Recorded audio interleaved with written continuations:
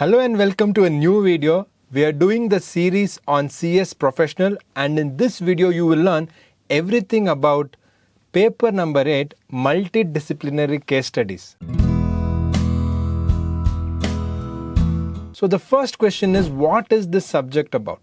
This subject is one of the best subjects which is added by ICSI, keeping in mind the practical work which a company secretary does. It could be company secretary in practice or a corporate company secretary working at a company.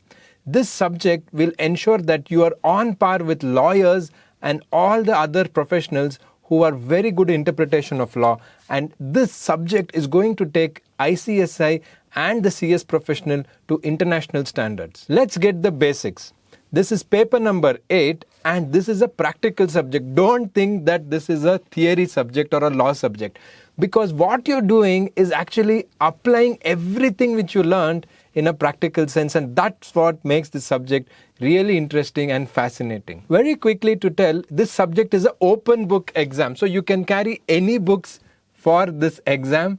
That doesn't mean you can carry 50 books, because you can't refer 50 books in such a short time. I'll tell you more about that in this video, but you can carry books and materials and articles which will help you to do very well in this exam. Please remember that this question paper will first have 40 marks question, which will have 4 questions of 10 marks each, and this 40 marks question is based on a case study or a certain paragraph which is given in the question paper. So they give 2-3 pages of facts of a certain imaginary case, and after that they will give 4 questions of 10 marks each. So the first question is for 40 marks based on that entire write-up. Then we will be having 6 marks questions of around 10 questions, and all these questions will help you to understand the law in depth. So these questions are based on different case studies, case laws, and how different laws are applicable, and how you should interpret the law and how you should implement it practically. So that is how the question paper is. Next question is, why do we have this subject in CS Professional program? Why do we have it? It was not there earlier. Why did they add it? The simple answer is, the expectation of the corporate world is for a company secretary to become the best in interpretation of laws and to implement all the laws in a practical sense. And when we look at the real world, let me give you an example. Now you may be having a look at the Yes Bank and Rana Kapoor fiasco. That's a huge scam. It is a direct case of cheating the public, cheating the bankers, cheating the country, everything. So in this case of Yes Bank and Rana Kapoor, there is an interplay of laws. What is this interplay of laws? See, in this case, you have all the laws applicable. Whether it is something like our Companies Act, you have your Foreign Exchange Management Act, you have the Benami Transaction Act, you even have something related to family law, because Rana Kapoor had gifted some of the assets to his daughters, right? And then we have the income tax angle. Then most importantly, Yes Bank being a bank, banks are the most regulated sectors, and they have completely flouted the RBI guidelines, Banking Regulation Act, of course Ministry of Corporate Affairs, company law, your other economic laws, and it's a listed company. Yes Bank is a listed company. So SEBI and regulations, everything has been misused by the founder and the independent directors. What were they doing? This is the first question we get. Independent directors were supposed to stop all this. Was there a loophole in the law, or was it a case where the law was right, but Rana Kapoor found loopholes in the law to cheat and to make sure that he is siphoning off hundreds and thousands of crores? This is the question. We don't know the exact answer. The case is still going on. But what you should understand is that this paper 8, it is helping you to understand the interplay of laws. Interplay of law is that all the laws are applicable when you look at any practical case. Even something as simple as removal of a director. There's not just company law. There could be criminal law angle into it, right? So all this is there, and that is what is expected from you, and that is why this subject is added in your paper 8. Not only the Yes Bank, you take a look at the Vijay Mallya and Kingfisher case. You look at the Sahara Subrata Roy case, or your Mehul Choksky and Nirav Modi case. See, in that, actually it started off as a fraud in India, and they cheated Punjab National Banks of thousands of crores. But just see the different laws coming into picture. It has gone to a stage where Mehul Chokshi goes to Antigua. He takes the citizenship of Antigua and Barbados. I think you can pay some money and you can get the citizenship. So immigration law is coming into picture. Company law is what it started with. It started with bank loan, and it has gone all the way to immigration. Or now extradition law. It's become a very big political issue also. Like, will the central government of India bring back Vijay Mallya and put him to justice, and will the employees of Kingfisher get what is their due? So just see, something we started as corporate law, economic laws, or taxation or tax evasion, or even related to labor laws because the employees did not get paid. It is also connected to immigration laws and extradition law, which is international law, like how do we get back Vijay Mallya? So the intricacies of each case is not what I'm trying to tell you, but I'm trying to tell you in multidisciplinary case studies, when you look at any particular case in the real world, it has a multidisciplinary angle. You have different laws coming into picture, and that is how you implement it in the real world. And we should be trained as company secretaries, and that is why this subject is there. That's what makes this subject very, very interesting. And you should really get into the subject in a practical sense, not just for exam. Next question about this subject, to understand everything about the subject as a bird's eye view, is what is expected from ICSI, or to know the subject in depth, what should you be good at? The first thing is interpretation of the statute. You should know how you interpret the law, how you interpret a case law, how do you interpret the reasoning of the judge. All these things is the first thing you should know. Second thing is trying to understand which court or which judgment supersedes the other. Like we all know that Supreme Court is the Supreme Court of India, that is the apex court, the top court of India, and whatever decision is given by Supreme Court cannot be overridden by the High Court, right? Because Supreme Court is the final authority. Same way, if there is any High Court judgment, lower court, which is lower than High Court, they cannot reverse it, or the High Court judgment prevails over the lower court judgments. Same way, the Supreme Court judgment or Supreme Court decisions prevail over the High Court decisions, right? So this is how and what you should know. The judiciary, who give the decision, what law prevails, these are some of the things you should know apart from the interpretation of the acts. Next thing ICSI is expecting from you is application of your knowledge, application of your mind. That is why the first question in this paper, which is for 40 marks, they give 2-3 pages of facts and an imaginary case study. So they want you to read it and try to apply it in the questions, which is 10 marks each. This is similar to, they're trying to give a similar sandbox environment of what you will face in the real world. So tomorrow if you're working in a company, the company will have a certain scenario of the facts and what is happening there. So as a company secretary, you're not just expected to fill some form or just write some minutes. Our institute wants you to become a governance professional, wants you to become an advisor, wants you to become somebody who is indispensable for the board of directors and the managing director.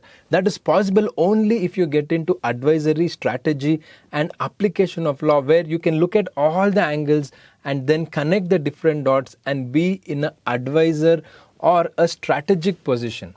You need to strategize, and that is possible only when you take a look at some of the imaginary scenarios and try to apply it. And that is possible if you try and practice while you're studying, and that is why even in exam they've given that kind of question. Next we come to what is a case law.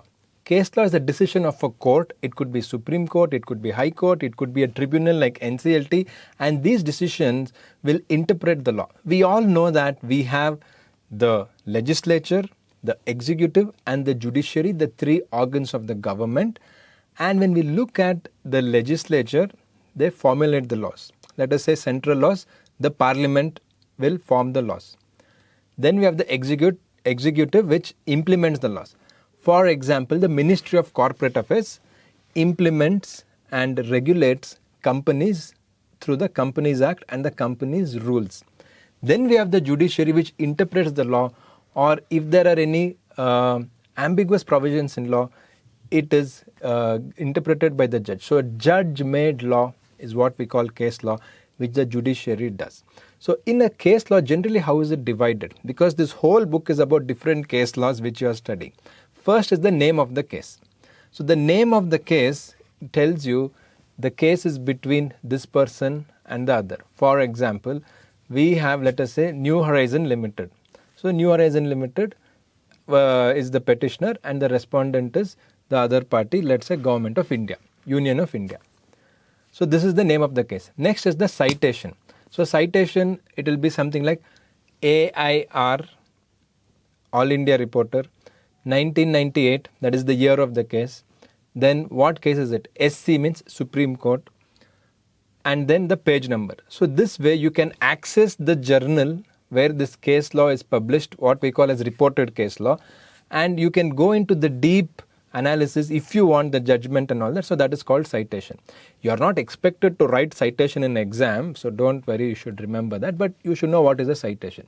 After citation, then you have the forum. Which court gave this decision? Is it the NCLT? Is it the Supreme Court? That is the forum. Then also the name of the judge will be there. That is the fourth point. The judge or the bench, who are the judges in that particular case who gave the judgment. Then we have the facts of the case. That is the brief analysis of what really happened in that case. The principle laid down after that. After that, main point is what was the main principle laid down? Like in Solomon versus Solomon, which all of us know, the principle laid down is corporate personality. The person who starts the company and the company are two separate, distinct legal entities. They don't have any connection with each other in the eyes of law. It may be the same person, but they're different. That is a principle laid down.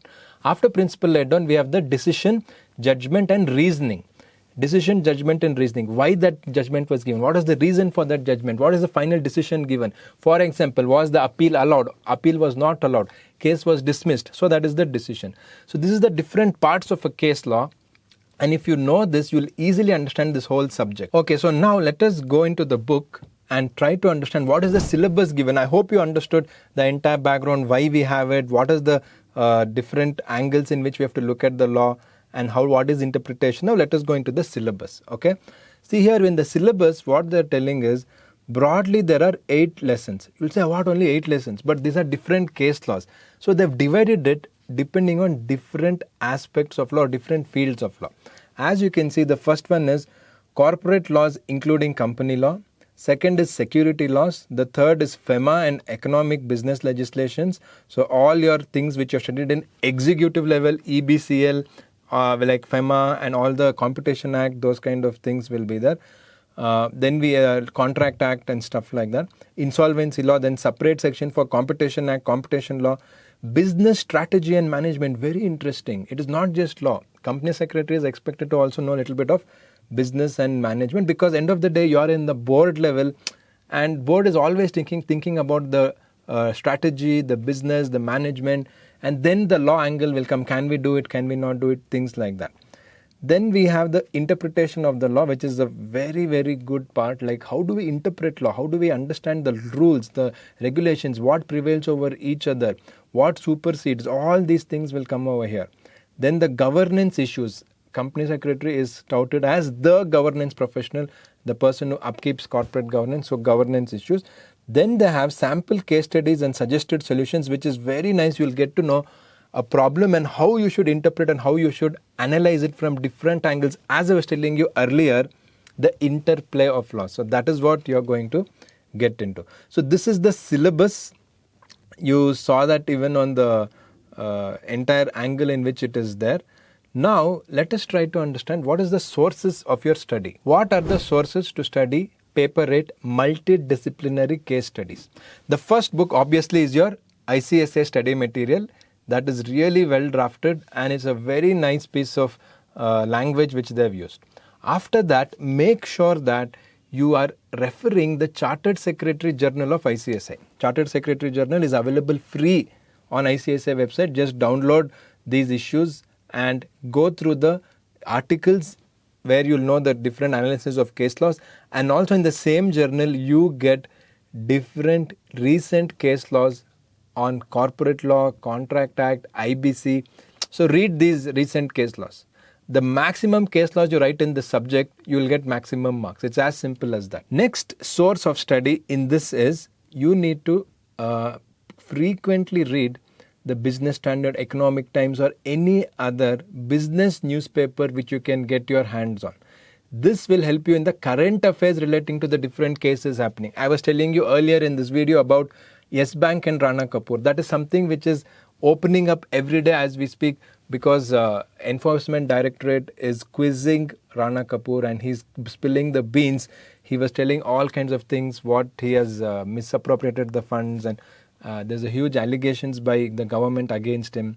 So that is unfolding. So when that is unfolding, all that knowledge you can bring it in your answers, which will really get you extra marks compared to others. Apart from this, websites are very useful. For example, you have Bar and Bench, Live Law. These are websites where they keep giving you the latest judgment, the latest aspects of law, what is happening in the parliament. All these things are there. So just keep going through this also. So with these things, it will be very helpful. The ICSI study material, business newspapers, Chartered Secretary Journal, websites, and also newspaper articles on aspects of different case laws. Next part is how should you prepare for this paper. So you should prepare for this paper imagining that you're already a company secretary or a lawyer or an advisor. So what if in real life somebody asks you this particular scenario and they ask you a solution? How will you tell them? Will you tell I studied only company law? No. You have to tell them the company law angle, the FEMA angle, the international law angle. If it is there, you might not be an expert there, but you should know this angle is there and how should we involve it. You can always consult an expert. Let's say tax matters. A company secretary might not be an expert in tax, but you should know the basics of how tax affects this case. Then you can always go and approach a tax lawyer or a tax expert like a chartered accountant and take their inputs. But knowing what are the laws, how it is there, because CS is the person who is always coordinating between different departments and handling the cases for companies. So you should know all of this and you should prepare for this subject like you're already a professional and really somebody has come to you with this problem, and what is that advice you'll give? It has to be practical, it has to be sensible. You should use the law.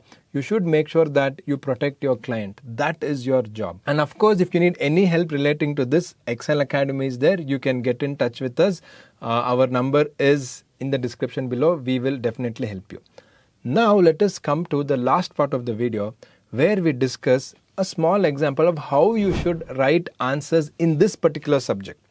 I repeat, for this subject, I'm going to tell you what is one very good way to write the answers. First thing is, every answer should have a proper sequence, because what you're doing is essentially identifying the laws applicable, the provisions applicable, how do we interpret the law, how do we connect the question and the laws. How do we connect the question means the facts of the case and the law which is at play. How do we connect both of these and how do we interpret it? So that angle is very important, and that is why you should ensure that the sequence is important by connecting the law and the facts, and also the interplay of laws. What are the different laws applicable? How does it unfold in a real life situation? That is what you should know. So just to give you a simple example of how you can answer, first you can state what is the applicable law. You can actually write in the exam the answer that what is the applicable law. So write the name of the acts which is applicable for the present question. So it need not be only one act. It will not be one act. It will be multidisciplinary, and you should know how to connect it. So you will be having, let us say, company law, we have FEMA, we have Benami Transaction Act, then we have the Reserve Bank of India related regulations, we have the SEBI related regulations, then we may have immigration, extradition. There are so many angles in which you can have. So you will mention the law applicable first part. Next you will state the facts, that is whatever is there in the question, right? So you will state the facts. The third part, which is more important, for this facts you will connect, you will correlate the question and the facts. That is most important, that for these facts, this is the law applicable and this is the provisions and section and rule which is applicable. So you're getting very specific. Devil lies in the detail, and law is always about details, and even one word here and there can change the meaning and the outcome of the case. After that, you will mention a case law. You can write in the case law and write the case law name, and it was decided like this. If you don't remember case law, you can tell in a case law which was decided by Supreme Court, and you can write. If you remember the name, very good, otherwise don't worry. Or if it is a very famous case law, you can tell in a celebrated case law. For example, In Constitution, we have Keshavananda Bharati versus State of Kerala, which is a celebrated case law. So like that, you can say in a celebrated case law, you write the case law, right? The next part after the case law, you should write how that case law will help in solving the present facts, how the facts are similar. So are you able to understand the sequence, how we are going? And then finally give your conclusion. Give your conclusion of what is the best way possible, what is your advice as a company secretary. And sometimes you don't have the right answer, it may be grey area. So give your opinion of what should be the way the law is interpreted, because there is no clear answer like maths, 5 plus 5 is 10, that doesn't change, but in law it's not like that. It depends on the facts, it depends on the law, it depends also on the lawyer or the company secretary, their expertise, how they interpret, how do you look at it from different angles. And that skill and that craft is what ICSI wants all you students to develop, and that is why we have this particular subject. So that is how you answer the questions in this particular paper. And most importantly, don't forget to use your common sense. Use the current case laws which you studied in the business newspapers or the online websites like Live Law, which I mentioned. So use your common sense, connect everything, connect the dots. Please have a holistic view. Don't think you're only doing one small law. In reality, all the aspects come into the picture. Now, let us say there's a small family function at your house. You can't just take care of the food and forget everything. You have to take care of the food, you have to take care of the chairs, you have to take care of the guest, you have to take care of the weather on that day, what is happening. You should ensure the guests get everything. So everything happens even for a small function in your house. So just imagine how it will be for a case law.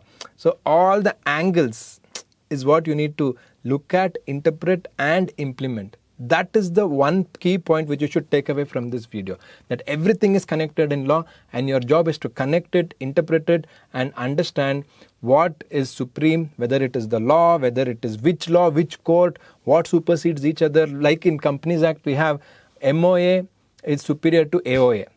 MO and AOA is not superior to Companies Act. Companies Act is superior to MOA and AOA, like that. So articles will report to MOA, MOA and AOA will report to company law, something like that. You can take it as an example. So this is what you should bring out in your answer. You should show that you're a real life professional. That is the main thing which you should do. So that was the complete overview of paper 8 multidisciplinary case studies. I hope you liked it. Make sure that you like this video, share it with your friends, and please do drop a comment. We put a lot of effort in making this video. Please let us know your comments, let us know your feedback. Do you think I missed something? Is there some other angle in which we can look at this paper? I'll be very happy to listen to you. And we also have a great video by Vivekananda sir. It's a 3 hours video. I will also link that in the description. So he has done a master class about this particular paper. So make sure you watch it. That is free on our YouTube channel. You can watch it and get a very good picture how you should prepare. And if you need any help related to CS professional, or you're looking for coaching or any other guidance, mentorship, we are always there for you. You can get in touch with us in the number on the screen or in the description. We will always be there to help you. Make sure that you watch this entire series. So we have a video about each and every subject of CS professional. Make sure you watch it and get a very good idea of professional and become a company secretary very soon. Enter this great profession which is growing day by day. All the best to you for your exams.